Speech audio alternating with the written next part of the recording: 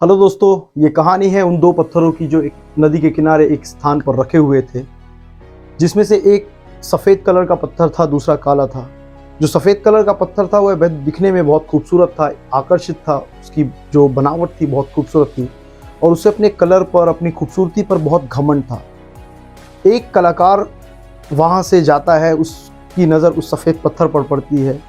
वह व्यक्ति उस पत्थर के पास जाता है और उसे उठाता है और वह सोचता है कि इसे एक अच्छी आकार में बदलूं, इसे अच्छा रूप दूं।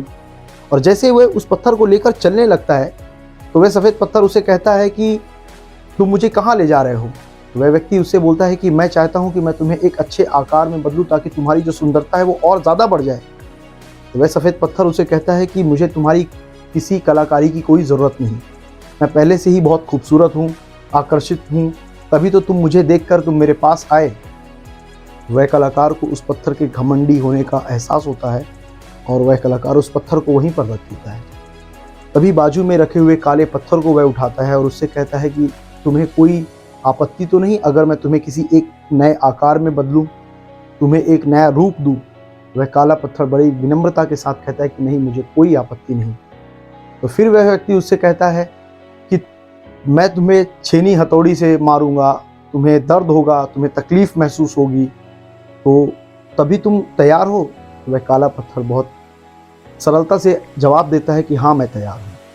और वह व्यक्ति उस पत्थर को उठाकर अपने घर लाता है। कई दिनों तक उस पर वह मेहनत करता है, छेनी हथौड़ी के मार मारता है, तकलीफ होती है, काट छाट करता है और उसे एक बहुत ही खूबसूरत बौद्ध की मूर्ति में बदलता है। जब वह मूर्ति बन जाता है तो वह व्यक्ति, वह कलाकार उसे एक नए स्थान पर रख देता है। उसे एक नए स्थान पर रखने के बाद, एक अच्छे स्थान पर रखने के बाद लोग उसे देखकर आकर्षित होते हैं, लोग उसकी पूजा करना चालू कर देते हैं, लोग उसमें ईश्वर का रूप देखना शुरू कर देते हैं। मतलब उस एक पत्थर की जो नदी के किनारे अकारत पड़ा हुआ था, आज उसकी लोग तारीफ करते नहीं थकते हैं। कुछ दिनों के बाद जब वह कलाकार उस नदी के किनारे से जाता है तो वह सफ़ेद पत्थर उसे आवाज़ देकर बुलाता है कि अरे भाई सुनो, क्या हुआ जो तुम काले पत्थर को यहाँ से उठाकर लेके गए थे, उस पत्थर का कुछ हुआ?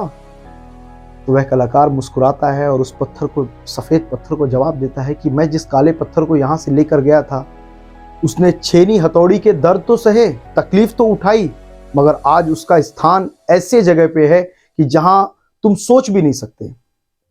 और उसे पूरी कहानी बताता है कि आज लोग उसे किस तरीके से मानते हैं, पूजते हैं, लोग उसमें ईश्वर का रूप देखना शुरू कर दिए हैं। वह सफ़ेद पत्थर बहुत अपने आप में अफसोस करता है कि काश मैं भी अगर छेनी और हथौड़ी की मार दर्द सह पाता और सह लेता उस दिन, तो आज मेरी भी इज्जत होती, लोग मुझे भी सम्मान देते, लोग मेरी भी पूजा अर्चना करते। तो दोस्तों, इस बात से सीख यही मिलती है। मैंने एक श्री अमिताभ बच्चन की एक मूवी में एक छोटा सा क्लिप देखा था, एक डायलॉग था कि जो पत्थर छेनी हथौड़ी का मार ना सह सके वह कभी मूर्ति नहीं बनता, और जो खेत अपने ऊपर हल ना चला सके वह कभी अनाज पैदा नहीं कर सकता। तो जो आज के न्यू कमर्स हैं, जो नए बच्चे हैं, जो नए लोग हैं, जो आज अपने मॉम डैड की, अपने माँ बाप की बात नहीं मानते हैं, जो छेनी हथौड़ी की मार और हल चलाने वाली बात होती है वो माँ बाप की बातों की तरह होती है।